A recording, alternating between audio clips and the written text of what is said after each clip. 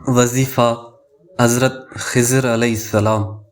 ایسے لوگ جو مسلسل پریشانیوں کا شکار رہتے ہوں اور ہر طرف سے مسائل نے ان کو گھیر رکھا ہو، قدم قدم پر ناکامی ان کا مقدر بن چکی ہو، وہ اپنی جملہ پریشانیوں اور ناکامیوں اور دیگر مسائل کے حل کے لیے اٹھتے بیٹھتے چلتے پھرتے اس دعا کا ورد رکھیں، انشاءاللہ عز و جل مسائل حل ہوں گے۔